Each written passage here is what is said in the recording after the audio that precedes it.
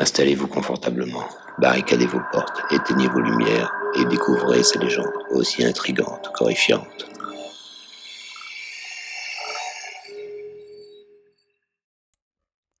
Bonsoir, soyez les bienvenus dans mon univers. Ce soir, je vais vous raconter 4 histoires. 2 histoires paranormales assez courtes et 2 histoires angoissantes, étranges, un peu plus longues. Commençons par la première histoire. C'était il y a 2 ans. J'étais chez moi avec ma sœur et ma mère était partie en vacances. Un jour, ma sœur devait rentrer car elle était seulement en vacances. Sauf que ma mère a prolongé son séjour, ce qui veut dire que j'étais toute seule pendant 2 semaines. Un jour, j'avais invité des copines pour rester avec moi toute une après-midi. Elles sont rentrées vers 20h. Je me suis endormie vers 23h avec un mauvais pressentiment. Je me réveille en pleine nuit et je change de position dans le lit. Au moment même, j'ai ouvert mes yeux. Et là, je vois une grande silhouette, humaine, noire, avec des yeux rouges en train de me regarder. Sur le coup, j'ai eu peur et j'ai directement fermé les yeux. Le lendemain, j'avais toujours ce pressentiment. Donc, je décide de rappeler des copines à moi pour rester avec moi le soir. Mes copines avaient le même pressentiment que moi.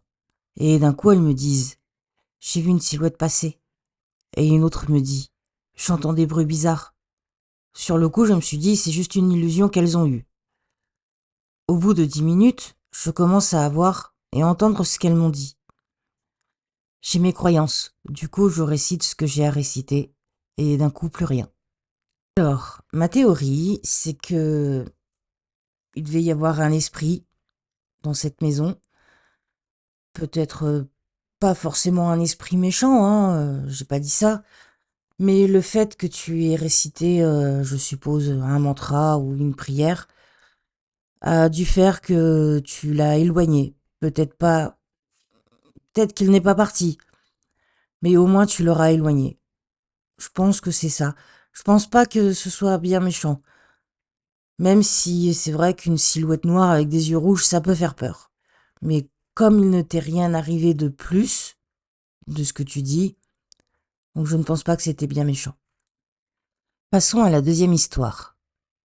Je n'ai pas vécu cette histoire, elle vient de mon père. Il avait une vingtaine d'années à cette époque. Il était avec des potes ce fameux soir. Ils étaient dans la maison de l'un d'eux. Ils s'ennuyaient et décidèrent pour rigoler de jouer aux dés. Mais pas n'importe quel dé. Il s'agissait des dés où l'on pouvait lire oui, non ou peut-être.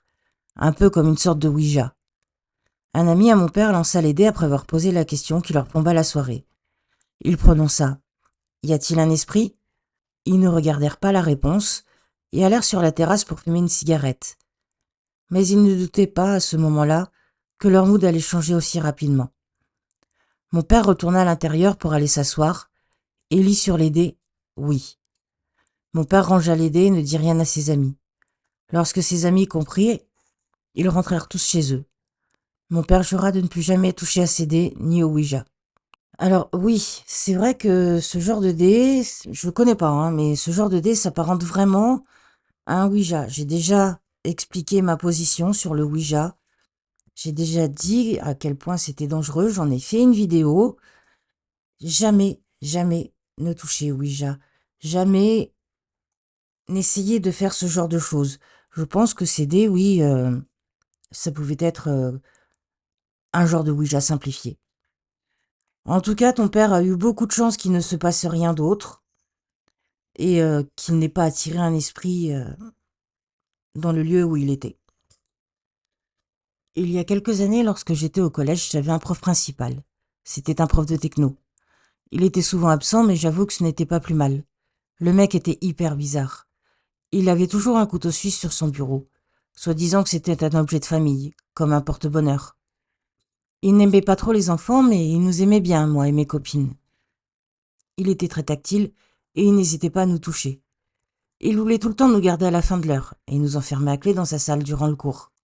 Un jour, j'étais avec ma copine et encore une fois, il nous garde à la fin de l'heure. Parce que, je cite, « Vous êtes les meilleurs élèves de la classe ». Il ferme sa porte à clé et commence à nous poser des questions. « Vous avez un petit ami ?» On était évidemment effrayés, mais je faisais semblant d'être sereine pour qu'il ne se doute pas de quelque chose. Après plusieurs questions de ce genre-là, Il nous demande ensuite si on avait déjà été kidnappés. Ce à quoi nous avons répondu non. Et ce à quoi il a répondu, il est une première à tout. Je te laisse imaginer la peur que j'ai ressentie. Je prends ma copine par la main et je commence à m'approcher de la porte pour faire comprendre au prof que nous voulons sortir. Il dit alors: Vous finissez à 15h? Comme moi. Vous voulez que je vous ramène chez vous? Nous avons alors répondu: Non merci, monsieur. Et là, il est devenu hyper agressif et froid, comme s'il était vexé de notre réponse. Il a ensuite insisté et nous avons prétendu que mon père venait nous chercher après les cours. À 15h, nous nous sommes cachés derrière des arbres en attendant qu'il parte. Nous sommes ensuite sortis quand on a pensé qu'il était parti. Mais il n'était pas parti. Il est passé devant nous en nous disant: Alors, on se cache pour ne pas me voir? En tout cas, je vous ai trouvé. Nous ne l'avons plus revu de l'année, car il n'est jamais revenu. Alors, tout d'abord, je te félicite pour ton courage, parce que vraiment, moi, j'aurais pas su rester calme s'il m'était arrivé quelque chose comme ça. Je sais pas comment j'aurais réagi, vraiment. Et déjà, c'était une très bonne idée de mentir et de dire que ton père venait vous chercher. Là-dessus, je te félicite. C'était, je pense, la meilleure chose à faire, même si, malheureusement, il vous a retrouvé. J'aurais bien aimé savoir pourquoi il n'est pas revenu, pourquoi vous ne l'avez pas revu. Mais bon, voilà, j'espère que ça va mieux pour toi maintenant. Je vais passer maintenant à la dernière histoire. Il y a quelques années, quand j'habitais encore en Normandie, je vivais dans un appartement qui était au premier étage, dans un immeuble de 2 étages, et un seul appartement par étage. Ça fait beaucoup d'étages. L'appart du dessus était régulièrement reloué. Une année, une jeune femme très sympa occupait l'appartement. Pas du tout bruyante ni dérangeante et plutôt ouverte à la conversation quand on se croisait, ce qui était plutôt plaisant et changeait des précédents locataires. Mais une nuit, j'ai entendu du bruit dans son appartement, comme si des meubles étaient déplacés. J'ai trouvé ça étrange au beau milieu de la nuit, mais bon, les bruits se sont vite arrêtés, donc je n'y ai pas prêté attention. Ça a recommencé les nuits qui ont suivi. C'était toujours sur une très courte période de quelques minutes, mais ça devenait dérangeant. Puis une nuit, j'ai entendu des bruits à nouveau. Mais un nouveau bruit s'est fait entendre. Le bruit de quelque chose qui tomberait lourdement au sol. J'ai eu un peu peur sur le moment, car je savais à cette époque que parfois elle se disputait avec son copain quand il venait la voir, et j'ai tout de suite imaginé le pire. J'ai attendu un instant de me réveiller, et aussi de voir si les bruits recommençaient. Et ils ont recommencé. Trucs lourds qu'on déplace et gros bruit de chute. J'ai donc décidé de monter voir ce qui se passait. J'ai tapé à la porte et demandé s'il fallait de l'aide. Je n'ai eu que le silence pour réponse. J'ai tapé à nouveau, mais sans résultat. Je suis repartie en disant que si elle avait besoin de quoi que ce soit ou d'aide, qu'elle n'hésite pas. Je suis redescendue chez moi pour me coucher. La nuit passe. Le lendemain, rebelote. Je monte à nouveau, mais pareil. Le silence pour seule réponse. Les jours qui suivent sont plutôt calmes. Mais en la croisant, je lui parle de ce que j'entends la nuit. Et sa réponse m'a pas mal étonnée car elle n'avait pas l'air de savoir de quoi je parlais. Et son expression m'avait semblé très sincère. Dubitatif, je me suis dit que j'attendrais la nuit suivante pour enregistrer les bruits s'ils recommençaient. Ils ont repris quelques nuits plus tard. Très fort cette fois. Plus bruyant encore que les fois précédentes. J'ai donc tout enregistré pour lui faire écouter plus tard. Mais dans la même nuit, j'ai entendu les escaliers du couloir craquer. Les escaliers pour accéder à son appartement étaient au-dessus de ma chambre, et c'étaient de vieux escaliers en bois.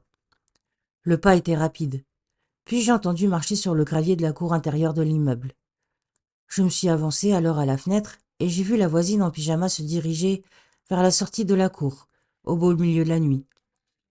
Un peu effrayée, je suis descendue voir si tout allait bien pour elle. Une fois dehors, je l'ai retrouvée devant le portail de la résidence, face à la route, et dos à moi, immobile.